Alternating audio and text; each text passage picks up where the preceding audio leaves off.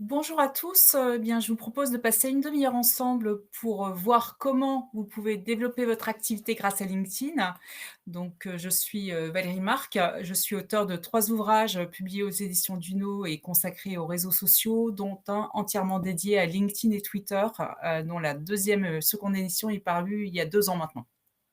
Je suis également, fondatrice d'un cabinet conseil, et d'une entreprise de formation, elle aussi, dédiée aux réseaux sociaux. Alors, pour répondre à la question: «Comment développer votre activité grâce à LinkedIn?», en fait, vous allez voir qu'il y a différentes approches possibles et je vais notamment parler de 2 approches. Une première approche qui consiste à, faire émerger son expertise et qui est en fait un premier cas d'usage. C'est celui sur lequel on va passer le plus de temps parce que c'est celui sur lequel il y a le plus de techniques, requises. Donc je veux pouvoir vous passer un maximum d'informations. Et puis l'autre approche qui est en continuation en fait de ce que l'on peut faire dans la vraie vie, qui est l'approche directe en fait de prospect et l'entretien de son réseau pour développer son business. Et bien évidemment, ces 2 approches ne sont pas, mutuellement exclusives. Vous pouvez très bien, en fil rouge, faire émerger votre expertise, bien communiquer sur votre offre et de temps en temps faire des opérations de prospection en fait, hein, d'une certaine manière.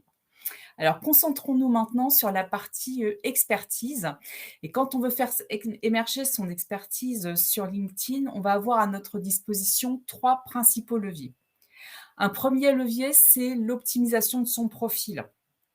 Un deuxième levier, consiste à utiliser les commentaires pour se faire connaître et reconnaître.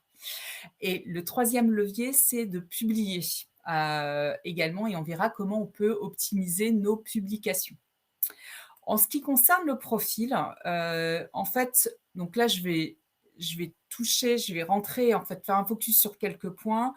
Pour caler votre profil, il faut environ compter 2 à 3 heures, donc je vous invite, évidemment à revérifier, revisiter votre profil à l'issue, de ce webinaire et en fait, quand vous le revisitez, ce qui est vraiment important, c'est que vous vous mettiez dans les chaussures de quelqu'un que vous avez envie d'attirer. Donc d'un prospect potentiel, d'un membre de votre réseau qui peut potentiellement vous recommander à d'autres personnes. Donc regardez votre profil et regardez dans quelle mesure, quand on lit votre profil, on comprend quelle est votre activité, à qui s'adresse, à quel type d'entreprise ou d'individu votre activité s'adresse, qu'est-ce que vous leur apportez, quels sont les bénéfices en fait que vous leur apportez, quels sont vos champs d'expertise également, et quels sont vos éléments de preuve. D'accord? Donc vraiment revisiter, le profil de cette manière-là. Pourquoi? Parce qu'il faut que quelqu'un qui voit votre profil se dise: «OK, c'est la bonne personne pour moi» ou «C'est une personne qui peut m'aider en fait sur ma problématique» ou bien qui peut penser à quelqu'un d'autre qui pourrait être intéressé par vos services. OK? Donc vraiment un œil neuf sur votre profil. Ensuite, on va faire un focus sur une zone du profil qui est essentielle, qui est le titre du profil. Et la raison pour laquelle ce titre est essentiel, c'est parce que cette phrase-là, qui peut faire jusqu'à 220 caractères, est visible à l'extérieur de votre profil. Donc c'est comme un résumé en fait de votre profil ou de ce que vous faites. En effet, quand vous partagez une publication, le titre est rappelé. Quand vous demandez quelqu'un en contact, le titre est rappelé également et quand vous apparaissez dans un résultat de recherche, votre titre est rappelé également. Et en plus, les mots-clés qui sont contenus dans votre titre ont un poids vraiment important, auprès du moteur de recherche de LinkedIn. Donc moi, par exemple, j'ai mis les mots-clés employé advocacy social selling. Bah, en fait, ça peut m'aider à remonter plus facilement, en fait, sur une recherche sur ces mots-clés. OK? Donc vraiment bien travailler, le titre du profil et une des formules possibles, c'est de dire clairement ce que vous proposez et d'apporter des mots-clés qui correspondent à l'expertise que vous voulez faire reconnaître. Donc ça, c'est vraiment premier point du profil, bien retravailler son titre de profil.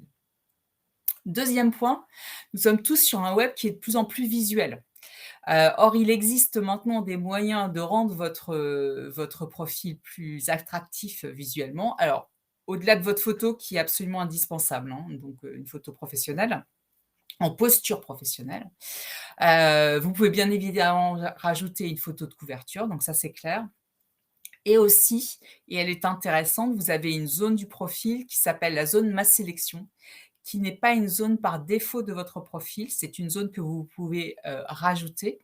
Et ce qui est intéressant, c'est qu'elle arrive très haut sur votre profil, en fait. Elle arrive pratiquement en dessous de ce que j'appelle la carte de visite, donc la zone dans laquelle il y a la photo de couverture, votre photo, votre titre, et le nom de l'entreprise, en fait, pour de votre entreprise.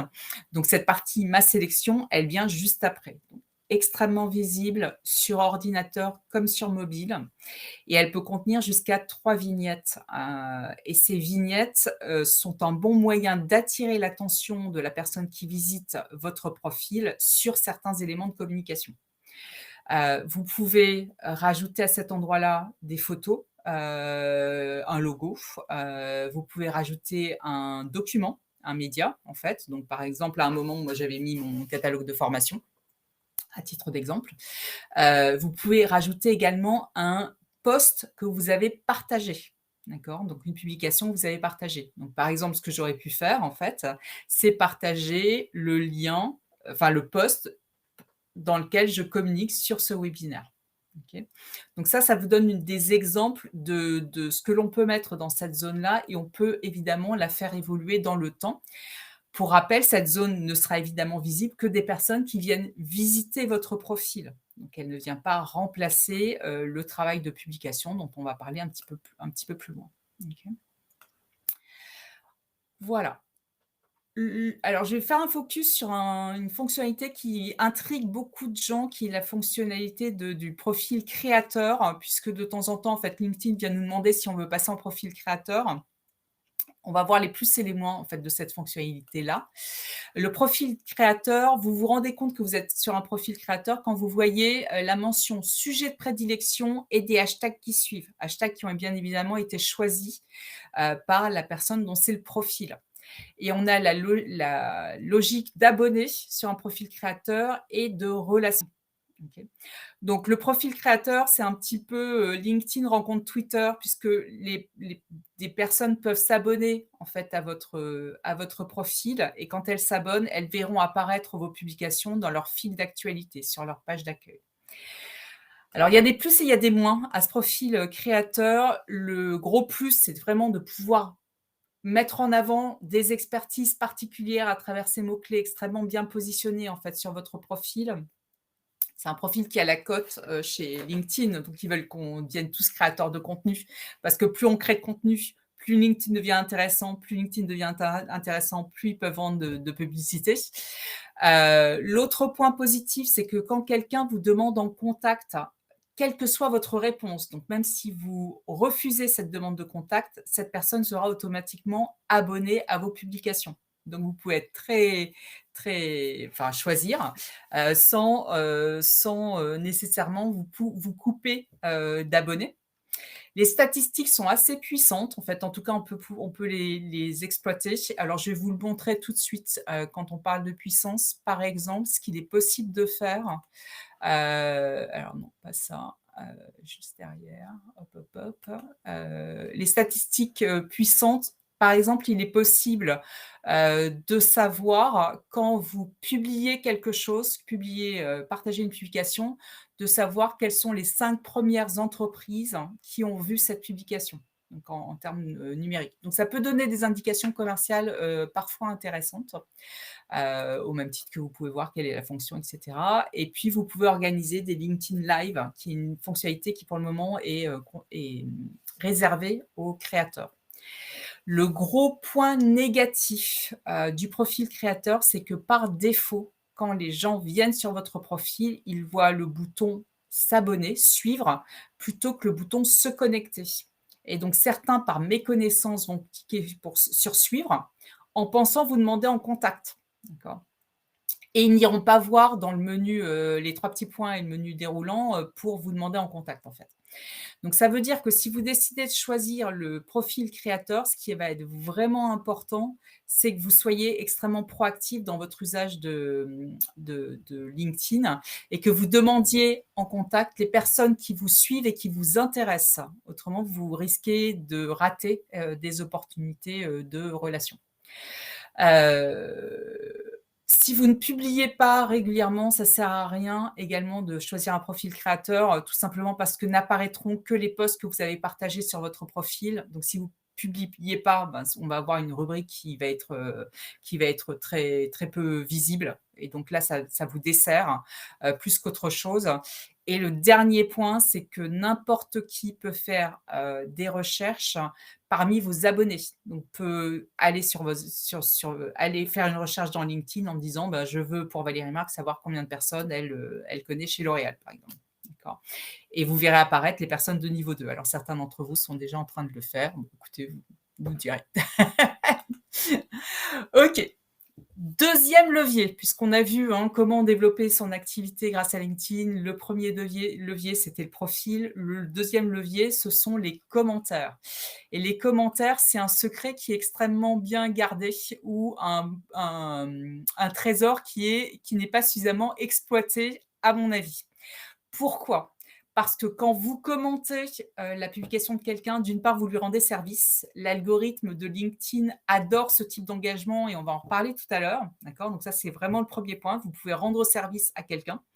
Donc en termes d'entretien de réseau, quand on rend le service à quelqu'un, c'est toujours quelque chose d'appréciable. Et le deuxième point, c'est que votre commentaire reste avec la publication native.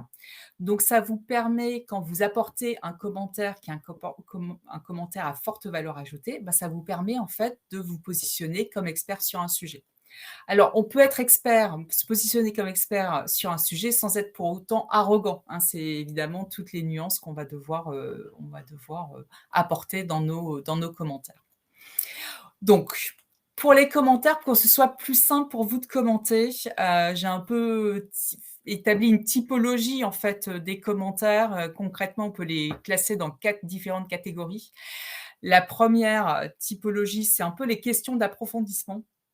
Vous voyez une publication, je vais vous montrer un exemple et puis juste derrière, en fait, vous allez pouvoir approfondir le sujet. Voilà, on a un exemple, parfait ici. J'ai publié quelque chose en début de semaine. Vincent Rostin, est venu de me poser une question d'approfondissement, en fait, sur ce que j'ai publié et bien évidemment, bonne pratique, je lui ai répondu. Donc on a une conversation, en fait, qui a commencé à s'établir sur cette publication. Deuxième typologie de commentaires, ce qui est le plus facile à faire, ce sont les bravos, les encouragements, les remerciements. Donc ça, ne vous en privez pas. Et troisième typologie, je mentionne quelqu'un pour attirer son attention sur la publication. Attention quand vous le faites, c'est en public. Il faut évidemment que ce ne soit pas que je ne mette pas l'autre personne en porte-à-faux quand je mentionne cette personne. Donc on est vraiment dans l'apport d'informations positives. Et la quatrième manière en fait de commenter, c'est que vous avez de plus en plus de personnes qui, dans leur publication, finissent par une question parce qu'elles veulent créer de l'engagement autour de la publication. Et donc, ben, vous, si vous avez la réponse à cette question ou si vous avez une réponse ou un éclairage à apporter, ben, n'hésitez pas à répondre à cette question, en fait, hein, tout simplement.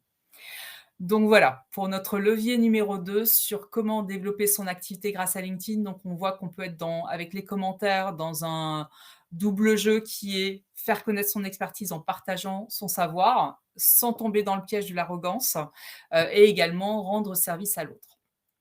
Troisième levier, publier sur LinkedIn. Alors, quand on cherche à publier sur LinkedIn, il faut bien comprendre comment fonctionne l'algorithme de LinkedIn, symbolisé par ce petit robot.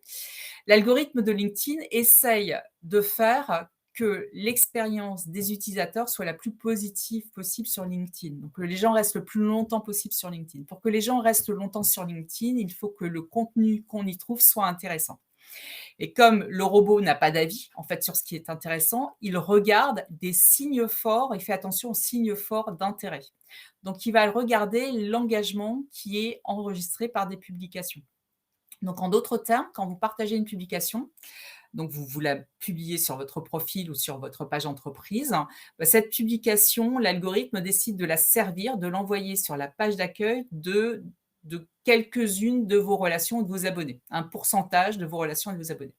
Et en fonction de ce qui se passe dans les 90 premières minutes, il va décider d'ouvrir plus ou moins grand les vannes de publication, en fait, de visibilité de votre publication. OK? Donc on verra que l'engagement est absolument clé. Et évidemment, LinkedIn a un autre intérêt, c'est ce que LinkedIn veut, c'est qu'on reste dans LinkedIn. Donc quand vous partagez un lien vers un article qui est à l'extérieur ou vers une vidéo qui est sur YouTube, ben, très concrètement, vous donnez du trafic LinkedIn à des espaces extérieurs. Et ça, LinkedIn n'aime pas trop, en fait. Donc, il risque de pénaliser votre publication ou de lui donner une visibilité qui est un peu moindre.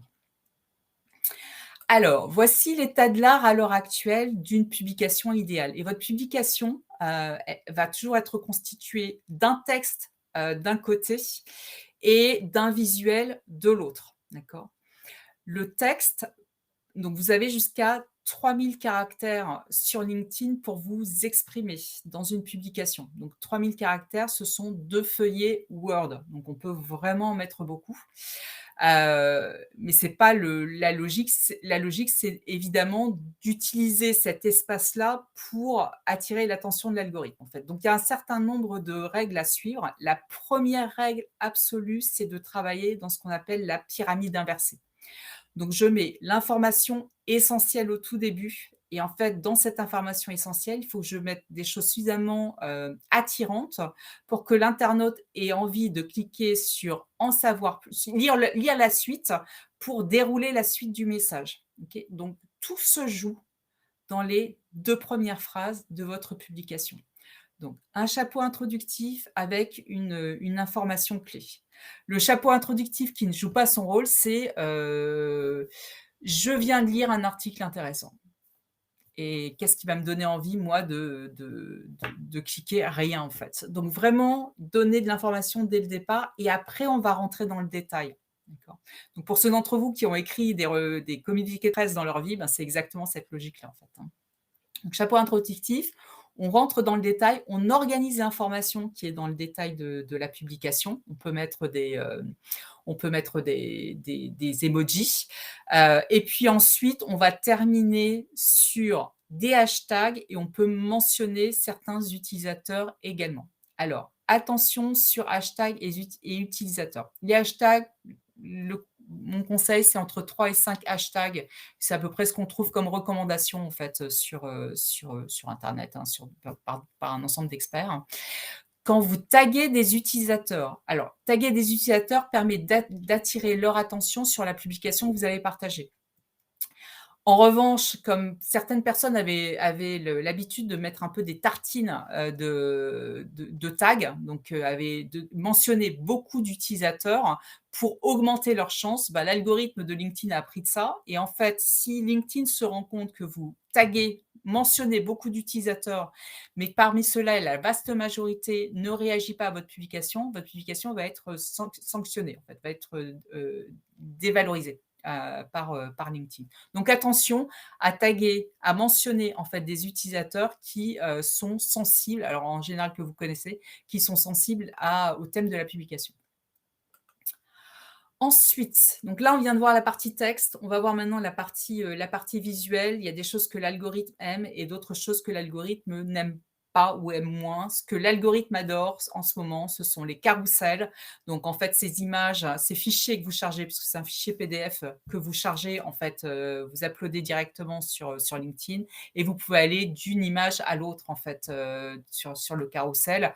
Pourquoi? Parce que les gens cliquent et évidemment, ça fait passer, ça augmente le nombre de clics, donc l'engagement sur la publication. Les vidéos, également, les sondages, les posts avec plusieurs photos, donc tout ce qui va créer de l'engagement clic, en fait, hein, d'une certaine manière. Ce que l'algorithme aime moins, ce sont les liens sortants comme ce qu'on vient de dire. Alors, bon à savoir et expérimentation que vous pouvez mener. Vous pouvez maintenant, quand vous utilisez l'application mobile de LinkedIn, rajouter une image et mettre un lien directement dessus. OK. Donc ça peut être un outil pour vous. Je vous rappelle quelques règles clés en ce qui concerne la fréquence de publication et les horaires de publication sur LinkedIn. Donc, sur LinkedIn, inutile de publier plusieurs fois par jour pour essayer d'augmenter vos résultats. C'est contre-productif. Donc, dites-vous, sur LinkedIn, je publie une fois par jour maximum. Là, je vous dis, en fait, un minimum de 18 heures entre chaque publication. Moi, par, sagesse, je préfère laisser passer 24 heures, en fait, entre 2 publications. La bonne régularité, c'est entre 3 à 5 fois, par semaine quand on y arrive. Si vous partez de 0, ben, vous vous dites une fois par semaine, hein, donc parce que ce qui va primer, c'est la régularité et j'évite les horaires de bureau, d'accord? Les horaires les horaires de réunion, donc le matin, midi et le soir, en fait, hein, tout simplement. Sachez également que ce qui est en cours de déploiement, c'est la possibilité de, vous voyez la petite pendule en fait, quand vous publiez, la possibilité de programmer, vos publications. Donc ça, il faut un petit peu le guetter. Comme je le disais tout à l'heure, les 90 premières minutes sont clés, donc veillez, sur votre publication et assurez que vous réagissez bien, à ce qui se passe aux commentaires qui sont laissés. Alors, donc là, on vient de voir tout ce qui était faire rayonner, faire reconnaître son expertise. On n'oublie pas que sur LinkedIn, on peut tout à fait gagner en approchant directement, des prospects. Moi, c'est ce que j'appelle la stratégie de l'aigle. J'ai une cible extrêmement précise, donc tel décideur dans telle entreprise. J'utilise LinkedIn pour identifier cette personne, voire pour l'approcher et parfois c'est sur LinkedIn, parfois c'est dans la vraie vie, en fait. Dans l'approche, ce qui va absolument primer, c'est l'apport de valeur. Pourquoi je vous dis ça? Parce qu'en ce moment, on a vraiment beaucoup de personnes qui font du développement commercial un peu rentre dedans, où ils vont vous envoyer un premier message et on a tous subi ça, un premier message, en vous disant en vous pitchant l'offre, donc une demande de contact, il y a de l'automation derrière, donc dès que la demande de contact a été acceptée, vous recevez un message automatique et dans ce message automatique, vous avez, voilà, je pense que mon offre peut vous intéresser. Est-ce que vous préférez le lundi à 14 heures ou le mardi à 16 heures? Voire ils vous mettent directement un lien Calendly pour que vous preniez rendez-vous avec eux. C'est vraiment plus alors c'est perçu comme du spam, hein, très concrètement par les utilisateurs maintenant, c'est pas un apport de valeur. Quand vous êtes dans une logique d'apport de valeur, ben, ce que vous allez offrir, ça peut être ce qu'on appelle un lead magnet, donc quelque chose qui va attirer notre prospect, le fameux webinaire que l'on peut proposer. Ça peut être un modèle, que l'on a, conçu autour d'une problématique, particulière et que l'on propose de partager avec quelqu'un et cetera et cetera. Un diagnostic. En fait, tout ce qui a fait dans le passé le succès du marketing direct, hein, tout simplement, ou pour faire venir un prospect à moi, je lui donnais un cadeau et que le cadeau, il faut que ce soit intéressant pour lui, pas un pitch de ma solution. D'accord? Vous pouvez aussi créer du lien. Donc, ça veut dire qu'on est l'aigle, on a repéré une cible intéressante, ben, ça veut dire que je peux commenter certaines de ses publications, essayer de rentrer en contact avec cette personne, mais de manière un petit peu plus subtile que simplement par la demande de rendez-vous. Et puis, ne pas oublier de m'appuyer sur la vraie vie et de faire de LinkedIn un continuum par rapport à ce que je fais dans la vraie vie. Donc, je vais dans un événement, ben, je vais demander tout de suite en contact la personne que je viens de rencontrer sur LinkedIn, voire parfois, moi, je le fais directement en salle.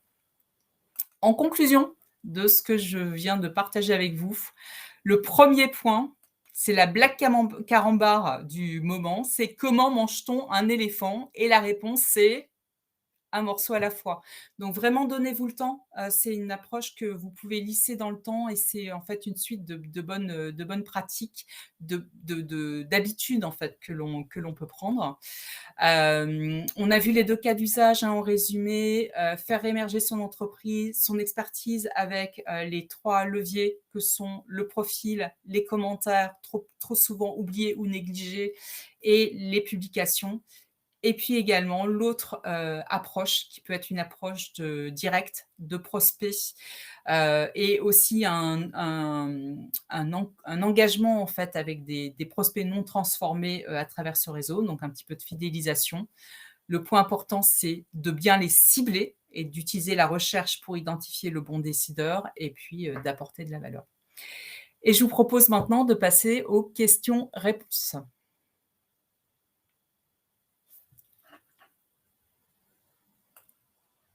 Donc, je vais voir apparaître. Alors, OK. Donc, je vais voir apparaître. Quelle est la meilleure heure de publication pour qu'un post soit le plus vu par nos contacts, vu que les 90 premières minutes sont les plus importantes pour la vie du post. Donc, c'est ce qu'on a vu tout à l'heure, hein, en dehors en dehors des heures de réunion. Alors, attendez, je ne suis pas sûre d'être au bon endroit. Voilà, donc c'est vraiment le point clé.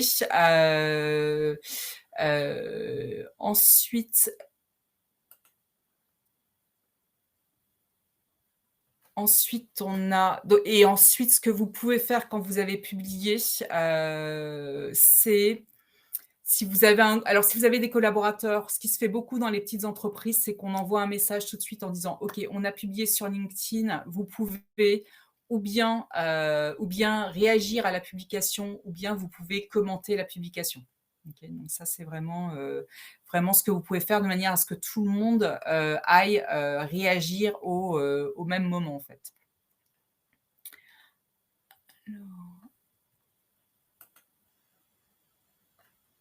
Alors attendez, je regarde. OK. J'ai une autre question qui est: est-ce que LinkedIn Premium vaut le coup quand on cherche des clients? Alors, la principale raison pour laquelle on passe à LinkedIn Premium assez rapidement quand on fait l'aigle, en fait. Quand on utilise LinkedIn pour rechercher des prospects en particulier, donc on cherche le nom du décideur, c'est que quand vous faites beaucoup de recherches avancées, donc par exemple, je cible telle entreprise, c'est plutôt une grosse entreprise et je cherche toutes les personnes qui sont en RH, dans cette entreprise. En fait, si vous faites trop de recherches avancées, dans LinkedIn, assez rapidement, LinkedIn va vous bloquer en disant: «Ben, vous semblez avoir un usage professionnel de LinkedIn», donc sous-entendu, vous êtes ou un commercial ou un recruteur et donc si vous voulez pouvoir avoir les réponses à vos requêtes, il faut que vous passiez en premium. Donc c'est vraiment la principale raison pour laquelle ça vaut le coup de passer en premium maintenant. Donc moi, le conseil que je donne toujours, c'est développer votre usage. Quand vous êtes bloqué, passez en premium et de mémoire, en fait, enfin LinkedIn l'a proposé pendant très longtemps. On peut faire un essai gratuit pendant un mois, en fait, de la fonctionnalité premium, ce qui vous permet de voir si vous l'utilisez réellement. Mais n'anticipez pas vos besoins. Créez-vous d'abord le comportement et ensuite, si vous êtes bloqué, vous passez en premium. Heu alors, j'ai une autre question qui est: quelle est la différence entre quelqu'un qui me suit et quelqu'un qui est en contact par rapport au post? Quelqu'un qui est abonné à mon donc l'autre terminologie que vous pouvez rencontrer, c'est quelqu'un qui est abonné à vos publications, à votre compte en fait, et quelqu'un qui est une de vos relations, donc un contact de premier niveau. En termes de publication, ça ne change rien. C'est-à-dire que, évidemment, par défaut, vos relations sont également abonnées à votre compte. En revanche, un abonné n'est pas systématiquement une relation. Donc, en termes de publication, ça ne change rien. La principale différence, c'est quand vous êtes en relation avec quelqu'un, vous pouvez écrire à cette personne, alors que quand quelqu'un est abonné à votre compte, mais que vous n'êtes pas en relation avec cette personne, vous ne pouvez pas lui écrire. Et c'est pour ça que tout à l'heure, je vous donnais le conseil, si vous passez en mode créateur, de bien regarder les personnes qui se sont abonnées à votre compte et de faire un peu votre «marché» entre guillemets, parmi ces personnes, voir celles qui vous intéressent et vous intéressent pas en termes de relations, en termes de contact direct. Voilà et donc ça doit couvrir la question qui est: quel est l'intérêt d'avoir quelqu'un en contact plutôt qu'en abonné? Donc c'est pour pouvoir lui écrire en fait, hein, donc ça c'est clair. Alors j'ai une autre question. Bonjour, pourra-t-on avoir la présentation? Non, je ne pen je enfin pas forcément en fait. Je l'ai pas prévu en tout cas, mais en tout cas vous aurez accès au replay, quand vous voulez en fait. Donc ça devrait vous permettre d'avoir les informations et n'hésitez pas, là pour le coup, à vous abonner à mon compte ou à me demander en relation si vous pensez qu'on a matière en fait à échanger, parce que je publie régulièrement des choses sur LinkedIn. Que pensez-vous des messages types proposés par LinkedIn pour féliciter? Heu, alors j'ai pas une opinion, figée là-dessus.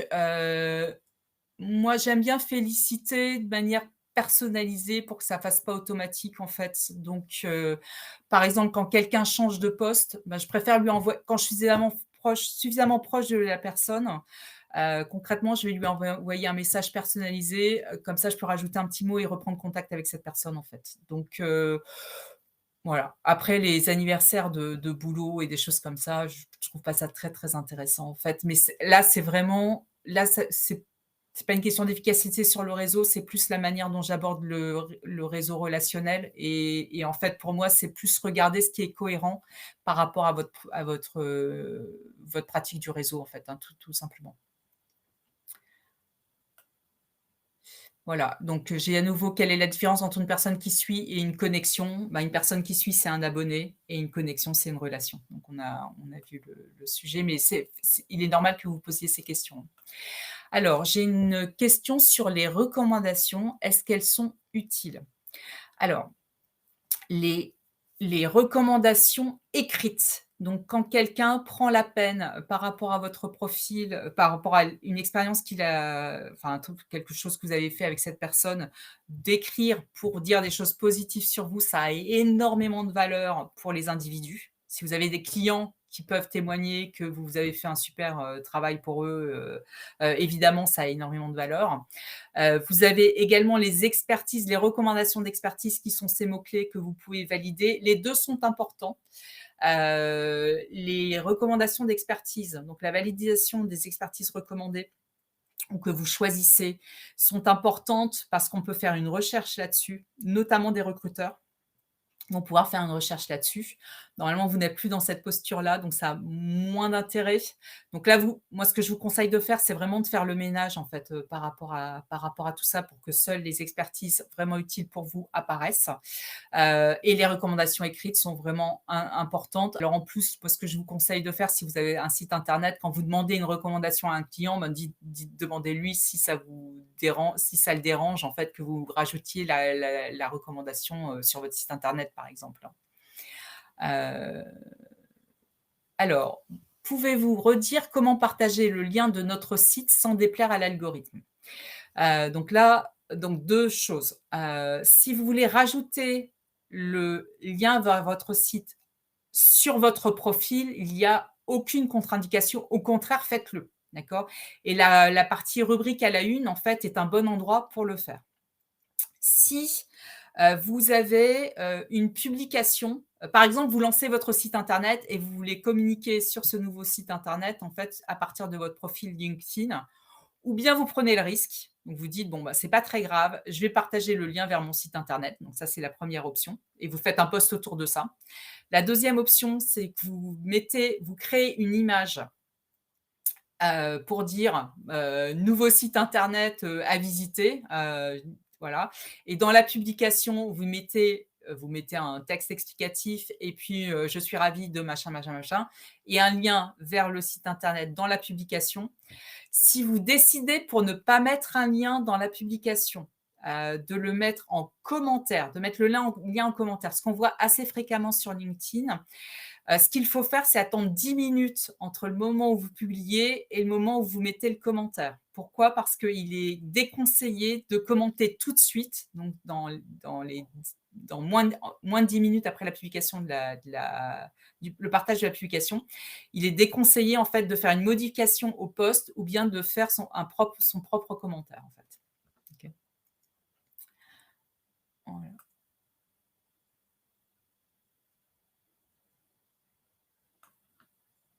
Alors, il y a une autre question sur les horaires de publication sur les autres réseaux sociaux. Non, donc les horaires que j'ai partagés avec vous pour LinkedIn sont spécifiques à LinkedIn. Vous allez voir que sur Facebook, on peut être plus tard dans la journée, donc 13h, 16h pour Facebook et qu'en plus ça peut varier par rapport à votre audience et sur Instagram, il faut instaurer une régularité, en fait.